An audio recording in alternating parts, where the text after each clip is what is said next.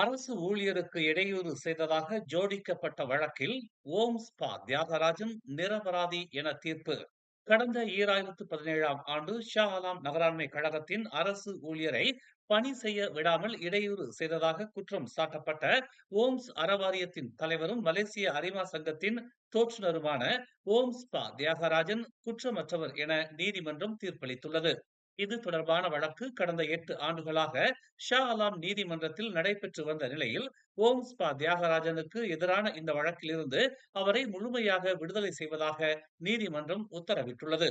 கடந்த 2017ஆம் ஆண்டு ஜூன் 6ஆம் தேதி நண்பகல் 12:30 மணிக்கு ஷா ஆலம் செக்ஷன் 25இல் உள்ள மயூரி உணவகத்தின் வாகனம் நிறுத்தும் இடத்தில் அரசு ஊழியரின் பணிக்கு இடையூறு ஏற்படுத்தியதாக ஓம்ஸ் பா தியாகராஜனுக்கு எதிராக வழக்கு தொடரப்பட்டது. இதனை அடுத்து கடந்த 2021ஆம் ஆண்டு மார்ச் 25ஆம் தேதி ஷா ஆலம் நீதிமன்றம் ஷா ஆலம் நகராண்மை கழகத்தின் அரசு ஊழியரை பணி செய்ய விடாமல் இடையூறு விளைவித்ததன் பின்னணியில் ஓம்ஸ் பா தியாகராஜன் இருப்பதாக குற்றவாளி என தீர்ப்பளித்து அவருக்கு 6 மாத சிறை தண்டனையும் 8000 ரிங்கிட் அபராதமும் விதித்தது. இந்நிலையில் அபராதத்தை முழுமையாக செலுத்தி தாம் குற்றமற்றவர் என்பதை நிரூபிக்க மேல்முறையீடு செய்தார் ஓம்ஸ் பா தியாகராஜன். அந்த மேல்முறையீட்டில் அரசு ஊழியருக்கு இடையூறு செய்ததாக கூறப்படும் சமயத்தில் சம்பவ இடத்தில் தாம் இல்லை என்பதை ஓம்ஸ் பா தியாகராஜன் நீதிமன்றத்தில் முறையிட்டு தமக்கு ஜாமீன் வழங்குமாறு கோரிக்கை வைத்தார். ஆனால் ஜாமீன் நிராகரிக்கப்பட்டது. பின்னர் நீதிமன்ற விசாரணையின் போது 2022 அக்டோபர் 28ஆம் தேதி ஷா ஆலம் உயர்நீதிமன்றம் அவருக்கு 6 மாத சிறை தண்டனை விதித்தது. அவரின் தண்டனையை நிறுத்தி வைக்க நீதிமன்றம் மறுத்துவிட்டது. இதனை அடுத்து நவம்பர் 21ஆம் தேதி வரை அவர் காஜாங் சிறையில் தண்டனைக்குள்ளானார்.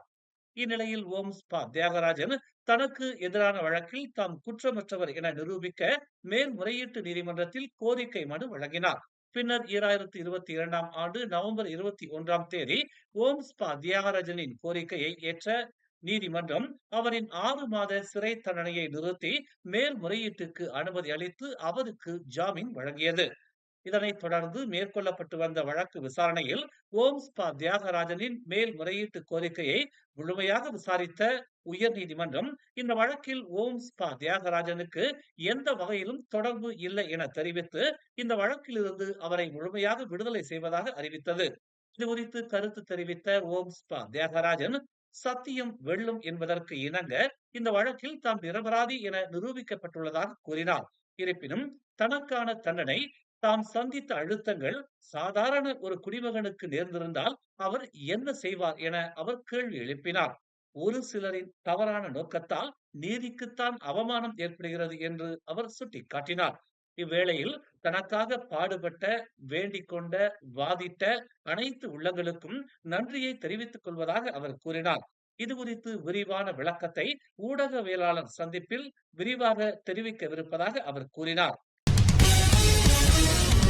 மேலும் செய்திகளை தெரிந்து கொள்ள தமிழ் மலர் நாளிதழை பாருங்கள். எங்களோடு இணைந்திருக்க மலர் டிவியை பதிவு செய்து கொள்ளுங்கள். உறவுகள் மகிழ்ந்திட விருப்பம் மற்றும் பகிர்வு சேவையை சொடுக்கிடுங்கள்.